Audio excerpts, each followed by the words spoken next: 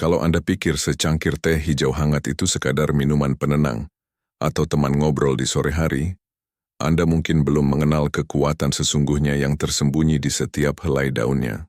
Minuman sederhana ini ternyata adalah salah satu ramuan paling kuat dari alam untuk melawan penuaan. Faktanya, kebiasaan rutin minum teh hijau, jika dilakukan dengan cara yang benar, bisa menjadi perisai Anda melawan penyakit-penyakit menakutkan seperti penyakit jantung dan bahkan penurunan fungsi otak atau pikun. Di video ini, kita akan mengupas tuntas mitos yang menyesatkan dan fakta ilmiah yang mencengangkan seputar manfaat teh hijau bagi kesehatan lansia. Dan nanti di menit ke-8 saya akan bocorkan 3 kesalahan fatal saat menyeduh teh hijau yang justru bisa menghancurkan semua khasiatnya. Klik like dulu jika Anda ingin tahu rahasia awet muda dari secangkir teh, dan bagikan video ini agar lebih banyak orang mendapatkan informasi yang benar. Fakta ilmiah dan penjelasan utama untuk memahami mengapa teh hijau begitu istimewa, kita perlu berkenalan dengan pasukan pahlawan mikroskopis yang terkandung di dalamnya, terutama sebuah kelompok senyawa super kuat bernama katekin, dengan sang jenderal bernama IgCG, Epigalokatekin galate. Bayangkan tubuh kita adalah sebuah kerajaan yang terus-menerus diserang oleh pasukan perusak bernama radikal bebas. Radikal bebas ini berasal dari polusi, makanan yang tidak sehat, stres, dan bahkan dari proses metabolisme normal tubuh kita sendiri. Mereka seperti karat yang perlahan-lahan merusak sel-sel, DNA dan organ-organ penting di dalam kerajaan kita, memicu proses penuaan dan berbagai penyakit kronis. Nah, katekin, terutama IgCG dalam teh hijau, adalah pasukan pengawal elit atau antioksidan terkuat yang dikirim oleh alam. Menurut National Center for Complementary and Integrative Health, NCCIH Amerika Serikat, IgCG memiliki kemampuan luar biasa untuk menetralisir radikal bebas ini, melindungi sel-sel kita dari kerusakan. Ia bekerja seperti pembersih karat yang sangat efisien, menjaga mesin tubuh kita tetap berjalan mulus dan awet. Namun, keajaiban teh hijau tidak berhenti di situ. Ia juga mengandung sebuah asam amino unik bernama L-theanin. Jika kafein dalam kopi memberikan efek tendangan energi yang kadang membuat gelisah, L-theanin bekerja dengan cara yang berbeda. Ia mampu menembus sawar darah otak dan merangsang produksi gelombang alfa di otak. Gelombang alfa ini diasosiasikan dengan kondisi relaksasi tanpa rasa kantuk atau kewaspadaan yang tenang. Ini seperti Anda sedang bermeditasi namun tetap fokus. Kombinasi unik antara kafein dalam jumlah yang lebih rendah dari kopi dan L-theanin inilah yang membuat teh hijau mampu meningkatkan fungsi kognitif, memori, dan fokus, tanpa disertai efek samping gelisah atau jantung berdebar yang sering ditimbulkan kopi. Harvard Health Publishing juga menyoroti potensi manfaat antioksidan teh hijau dalam melindungi kesehatan secara keseluruhan.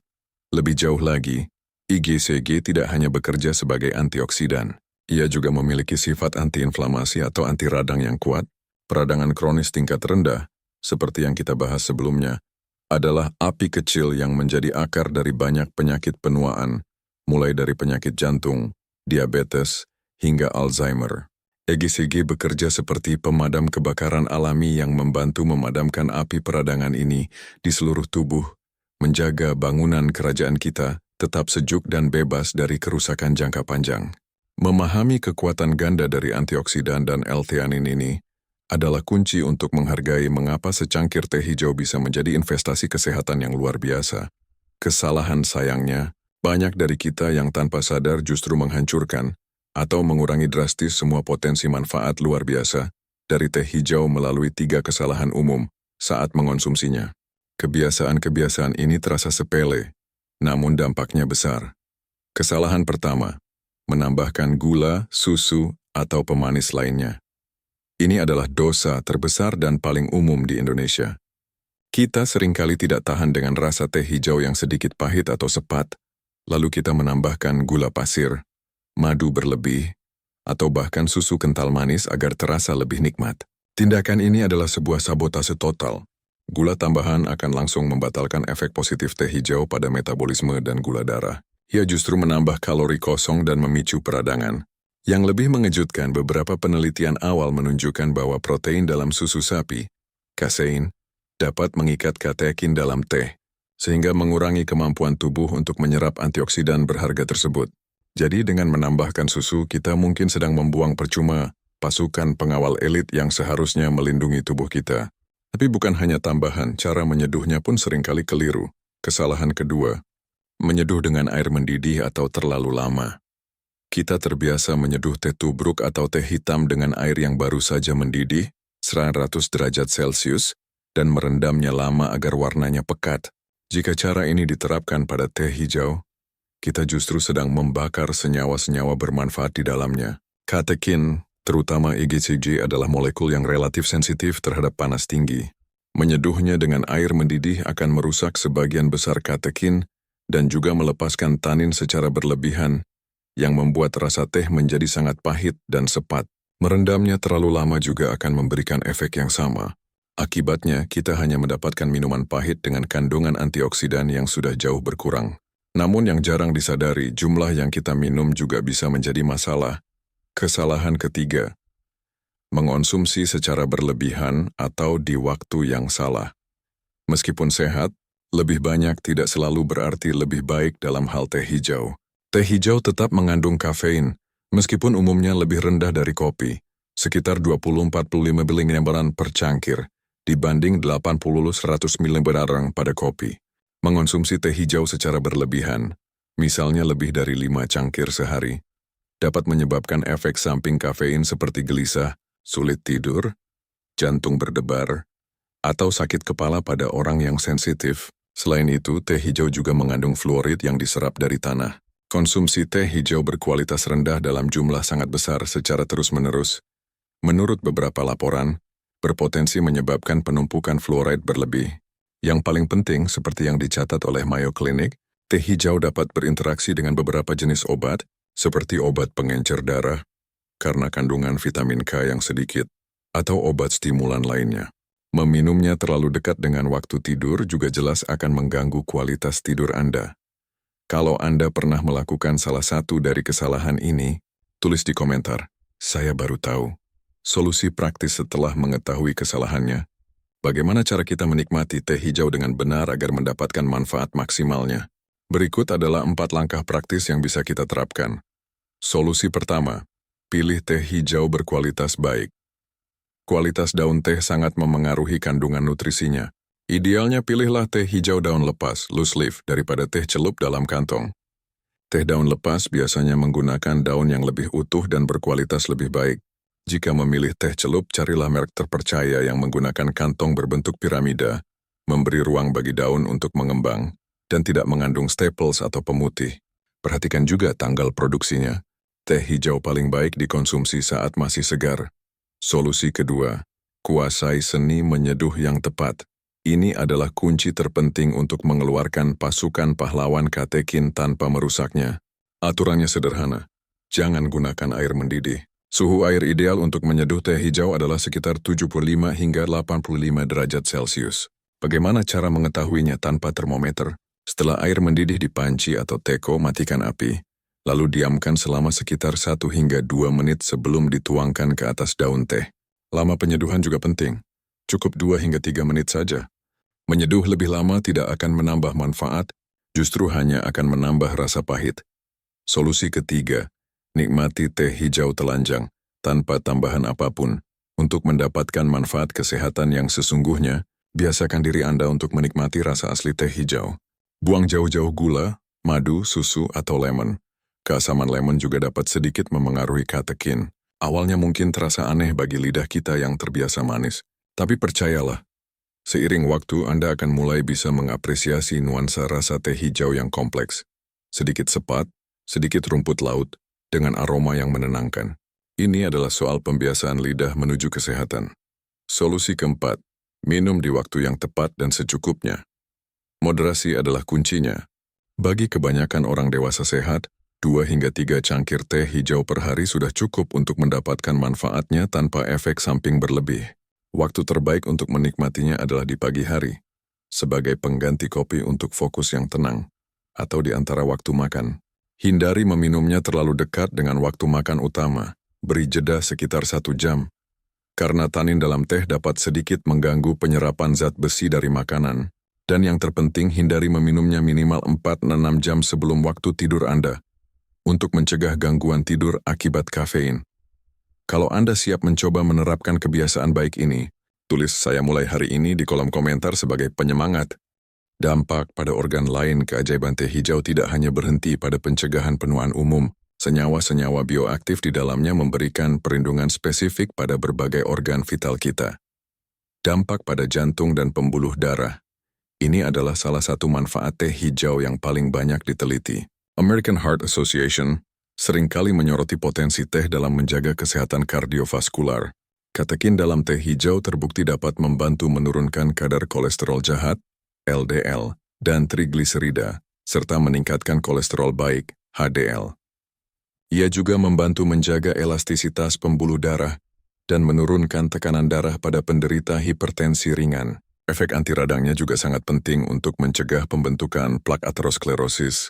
Rutin minum teh hijau ibarat memberikan spa relaksasi dan pembersihan bagi jantung dan pembuluh darah kita setiap hari. Dampak pada otak lebih dalam. Selain L-theanine yang memberikan efek fokus tenang, efek antioksidan dan antiinflamasi dari IgCG sangat krusial untuk melindungi otak dari penuaan. Alzheimer's Association mencatat bahwa stres oksidatif dan peradangan adalah dua faktor kunci dalam perkembangan penyakit Alzheimer dan demensia lainnya. IgCG dipercaya dapat membantu melindungi sel-sel saraf dari kerusakan, mengurangi penumpukan plak beta amiloid, salah satu ciri khas Alzheimer, dan menjaga aliran darah yang sehat ke otak. Menjadikan teh hijau sebagai minuman harian adalah salah satu investasi terbaik untuk memori yang tajam di usia senja. Dampak pada metabolisme dan berat badan. Meskipun bukan pil pelangsing ajaib, teh hijau dapat memberikan sedikit bantuan dalam menjaga berat badan yang sehat. Kombinasi kafein dan IgCG terbukti dapat sedikit meningkatkan laju metabolisme dan pembakaran lemak, fat oxidation. Namun National Institutes of Health (NIH) mengingatkan bahwa efeknya tergolong kecil dan tidak akan signifikan tanpa diimbangi dengan pola makan sehat dan olahraga teratur. Anggap teh hijau sebagai pendukung program penurunan berat badan Anda, bukan sebagai solusi utamanya. Dampak pada kesehatan mulut. Katekin dalam teh hijau juga memiliki sifat antibakteri. Berkumur atau minum teh hijau tawar dapat membantu menghambat pertumbuhan bakteri penyebab plak gigi dan bau mulut, Streptococcus mutans. Ini adalah bonus tambahan yang menyenangkan dari ritual minum teh kita. Mitos versus fakta. Mari kita hancurkan beberapa mitos paling umum seputar teh hijau. Mitos pertama, teh hijau bisa menyembuhkan kanker. Faktanya, ini adalah klaim yang berlebihan dan berbahaya. Banyak penelitian laboratorium dan populasi menunjukkan bahwa konsumsi teh hijau secara rutin berkaitan dengan penurunan risiko beberapa jenis kanker. Namun National Cancer Institute (NCI) menegaskan bahwa teh hijau bukanlah obat kanker dan tidak bisa menggantikan pengobatan medis konvensional. Ia berperan dalam pencegahan bukan penyembuhan. Mitos kedua, semua teh hijau itu sama saja khasiatnya. Faktanya, kualitas, cara pengolahan, dan bahkan waktu pemetikan daun teh sangat memengaruhi kandungan katekin dan nutrisi lainnya. Teh hijau Jepang seperti matcha, yang berupa bubuk daun utuh, umumnya memiliki kandungan antioksidan yang jauh lebih tinggi dibandingkan teh hijau celup biasa.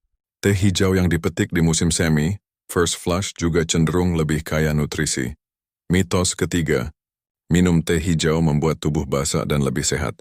Faktanya, konsep diet alkali, membuat tubuh menjadi basah, adalah sebuah mitos yang tidak didukung sains. Tubuh kita memiliki sistem yang sangat canggih untuk menjaga pH darah tetap stabil dalam rentang yang sangat sempit. Apapun yang kita makan atau minum, teh hijau sedikit bersifat asam bukan basa. Manfaatnya datang dari antioksidan dan senyawa lainnya, bukan dari pengaruhnya pada pH tubuh. Kalau Anda baru tahu fakta ini, klik like dan bagikan video ini. Rangkuman dan arahan harian kesimpulannya sederhana. Teh hijau adalah anugerah alam yang luar biasa jika kita tahu cara menikmatinya dengan benar. Mari kita rangkum menjadi sebuah panduan cerdas menikmati teh hijau. Arahan W1. Pilih kualitas, bukan kuantitas. Utamakan teh hijau daun lepas atau merk teh celup terpercaya.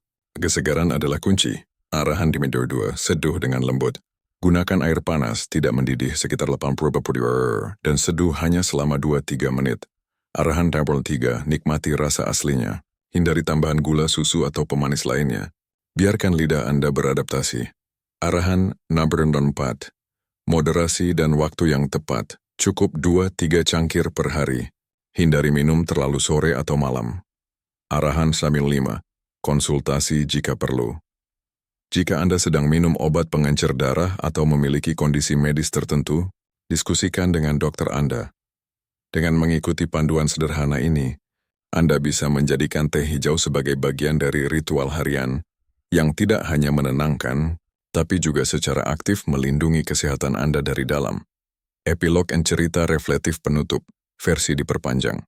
Sebagai penutup, Bapak dan Ibu, izinkan saya berbagi sebuah perenungan singkat. Saya teringat sebuah upacara minum teh tradisional di Jepang, bukan sekadar menuangkan air panas ke daun teh. Setiap gerakannya penuh makna, penuh kesadaran, penuh penghormatan pada alam dan pada momen saat itu. Sang tuan rumah tidak terburu-buru. Ia memilih peralatan dengan hati-hati. Ia mengukur suhu air dengan cermat, ia menuangkan teh dengan keanggunan, dan para tamu menerimanya dengan penuh rasa syukur, menikmati setiap tegukan dalam keheningan. Upacara itu mengajarkan kita sebuah pelajaran yang sangat dalam. Teh hijau bukanlah sekadar minuman pelepas dahaga. Ia adalah sebuah undangan untuk melambat, sebuah pengingat untuk hadir sepenuhnya di saat ini, sebuah kesempatan untuk merawat diri kita sendiri, tidak hanya secara fisik dengan antioksidannya, tapi juga secara mental dengan ketenangan yang ia tawarkan. Di tengah hiruk-pikuk kehidupan modern yang menuntut kita untuk selalu bergerak cepat, mungkin ritual sederhana menyeduh dan menikmati secangkir teh hijau dengan penuh kesadaran adalah obat yang paling kita butuhkan, bukan hanya untuk melawan radikal bebas di dalam sel kita, tapi juga untuk melawan radikal bebas berupa stres dan kecemasan di dalam pikiran kita. Mungkin, rahasia sesungguhnya dari umur panjang para lansia di Jepang bukanlah terletak pada EGCG atau L-theanine semata. Mungkin rahasianya terletak pada kemampuan mereka untuk menemukan keindahan, ketenangan dan rasa syukur dalam hal-hal sederhana, seperti dalam secangkir teh hangat. Mari kita coba bawa sedikit filosofi itu ke dalam kehidupan kita sehari-hari. Mulai besok pagi saat Anda menyeduh teh hijau Anda, jangan lakukan sambil terburu-buru. Hentikan sejenak semua aktivitas. Rasakan kehangatan cangkir di tangan Anda. Hirup aromanya yang lembut, dan nikmati setiap tegukannya sebagai sebuah momen untuk menyayangi diri sendiri. Kalau video ini bermanfaat, bagikan ke grup keluarga Anda. Mari kita sebarkan tidak hanya informasi tentang teh hijau, tapi juga ajakan untuk hidup lebih sadar dan lebih tenang. Terima kasih telah menyimak. Penting. Disclaimer, informasi yang disajikan dalam video ini bersifat edukasi dan informasional semata, dan tidak dimaksudkan sebagai pengganti nasihat medis, diagnosis, atau pengobatan profesional.